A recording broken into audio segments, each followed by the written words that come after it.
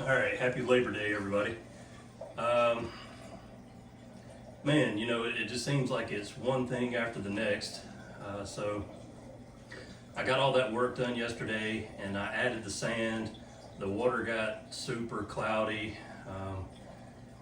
and still hasn't totally cleared up. I mean, it's visible, but the water's still cloudy. But I wake up this morning, and another one of my anthias is dead. And the other fish are acting odd as far as the lights have been on for almost an hour now, and usually they're all out swimming and look happy. But yeah, I found the one dead anthias, and all the rest of them act like they're still in sleep mode. So kind of in the corners and hiding in the rocks. So I'm not sure what's going on. I hope that, what I've done and all the dust, sediment, whatever in the water, hasn't harmed them. I don't know what's going on. In other news, if you've been following along and watching my videos, my hybrid powder blue Tang that I've had for a couple of years died, and the suspect cause was an ozone issue. I think too much ozone was leaching out into the water. I almost wonder about the rest of the fish as well, if I might have shortened their lives with that, and they might have like gill damage or whatever. I'm not sure what all I may see from that.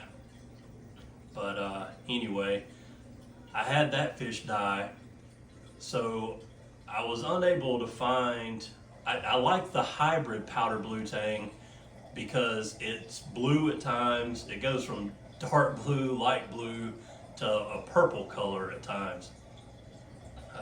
It was a really neat fish, and I really enjoyed it.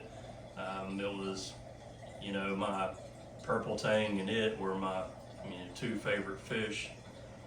But after it died, I ordered another just powder blue Tang. I couldn't find a hybrid, so I ordered a powder blue Tang from Live Aquaria's Diver's Den.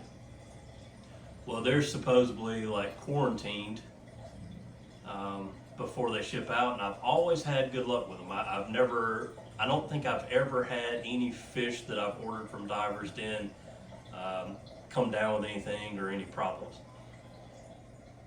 And this might be my fault.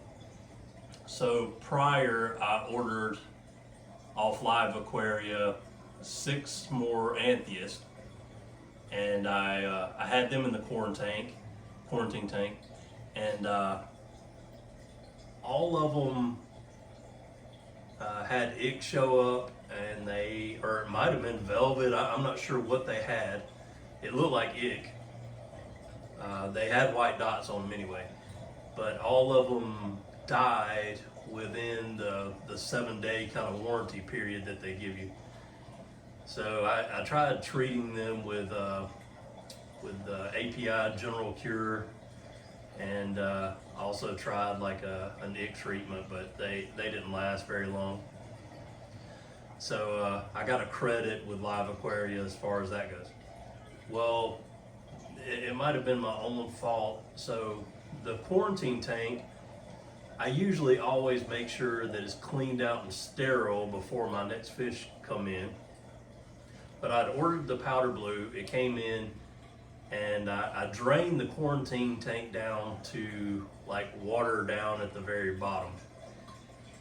And I washed the hang-on-back filter out, and then I filled the tank back up.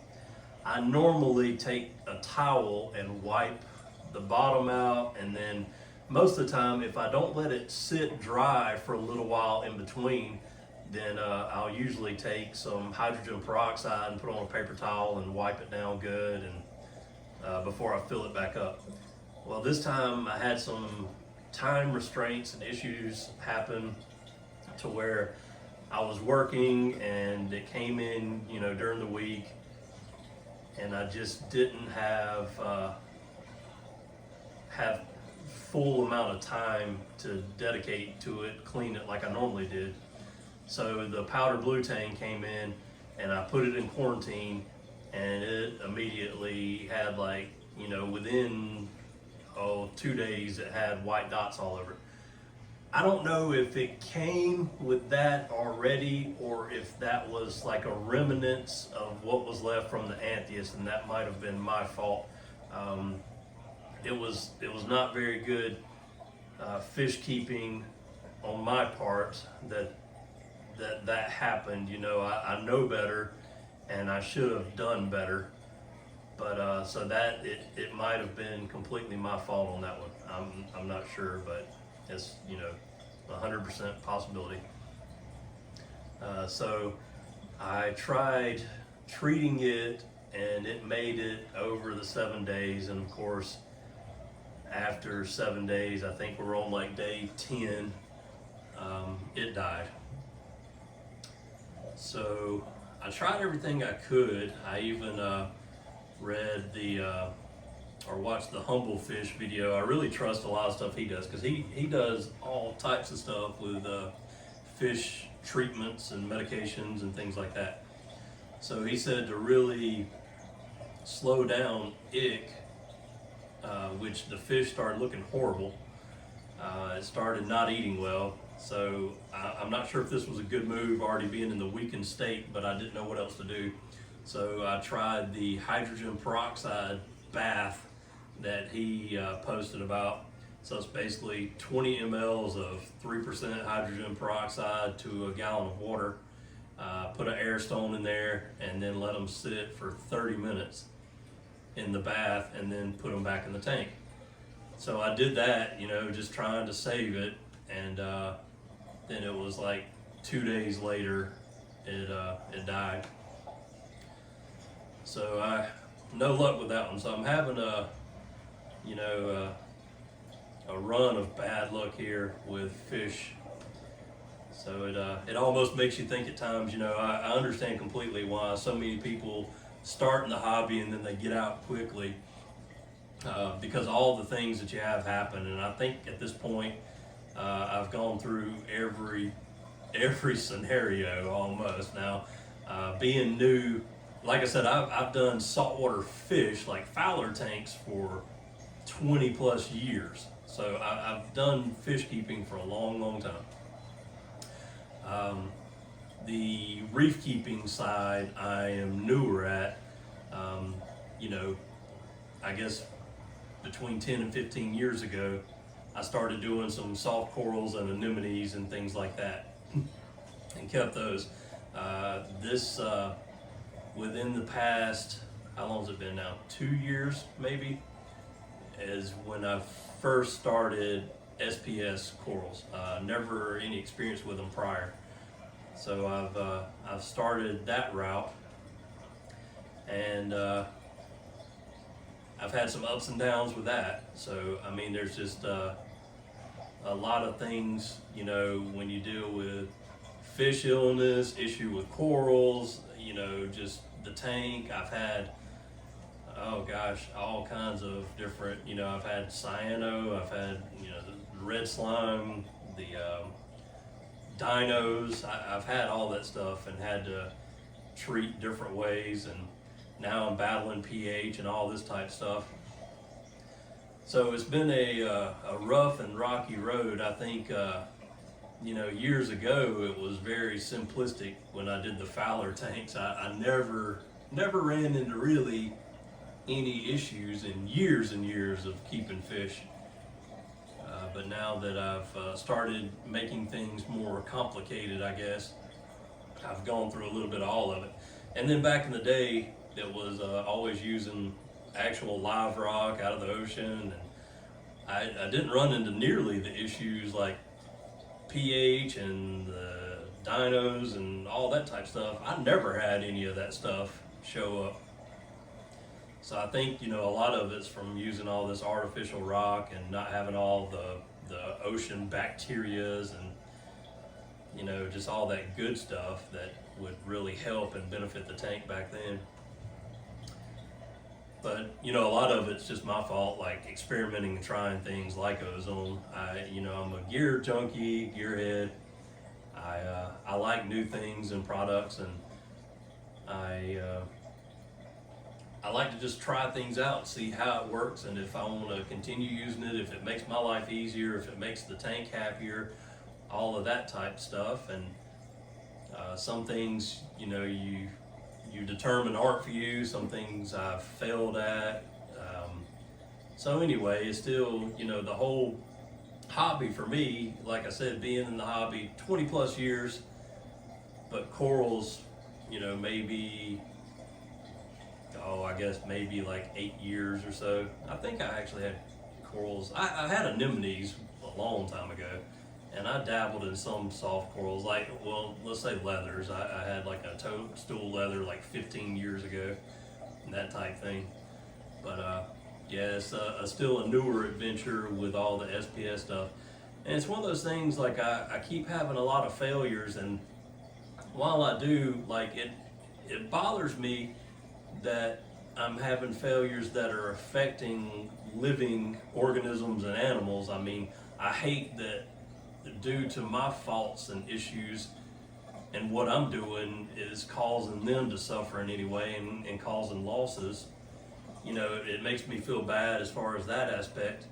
But on the other side too, I just kind of refuse to give up, and I want to continue moving forward no matter what. I just have to get everything figured out and worked out, and hopefully the end result, you know, I'll have a really awesome tank after I get everything kind of the way I want it.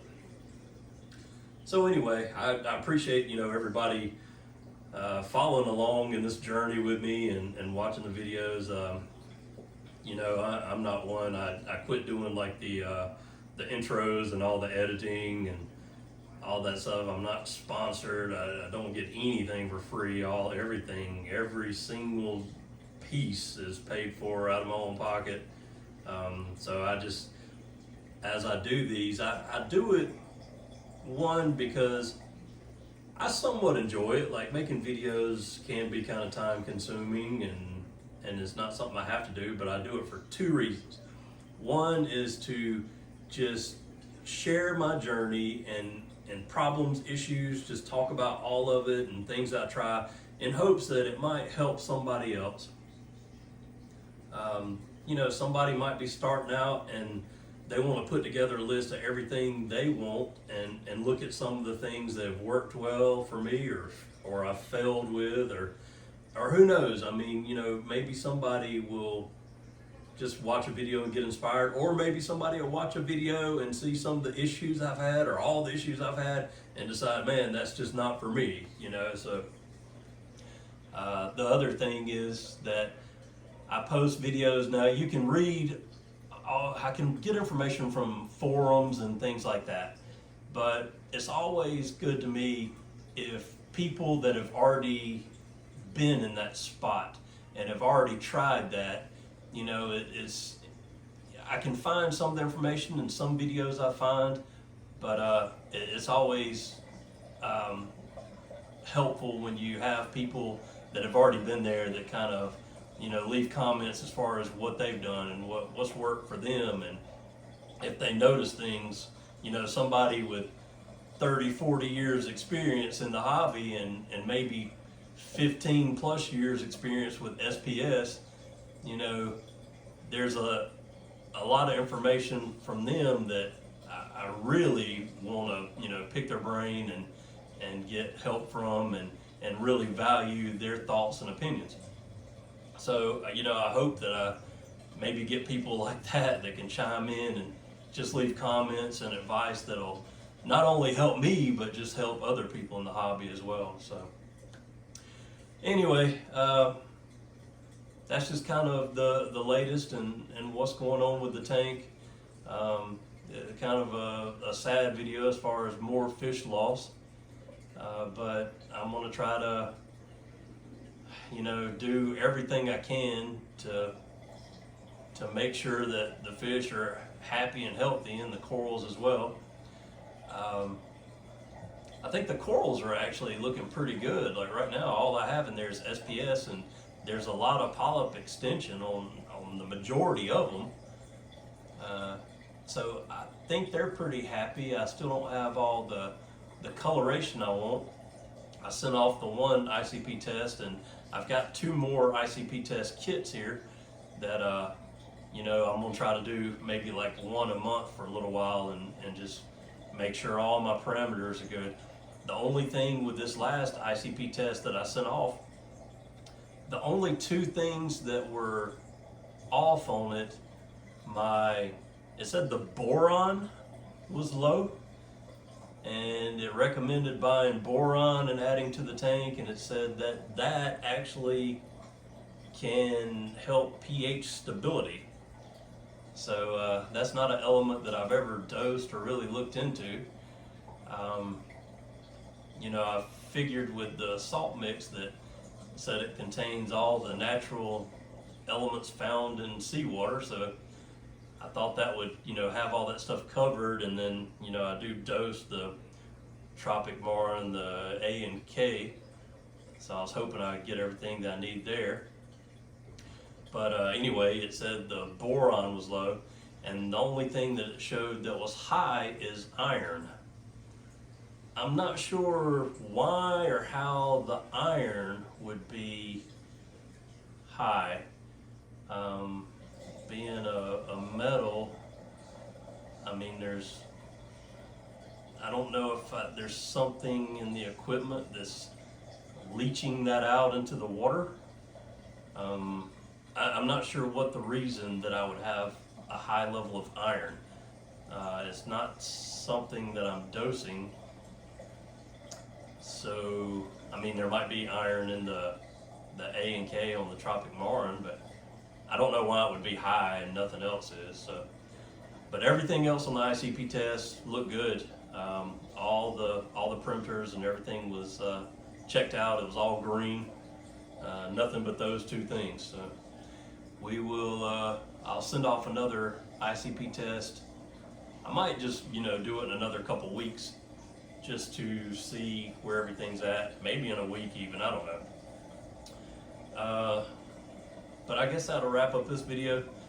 Questions, comments are always, you know, welcome and appreciated, especially any comments with information that add value to keeping saltwater tanks and things we're talking about.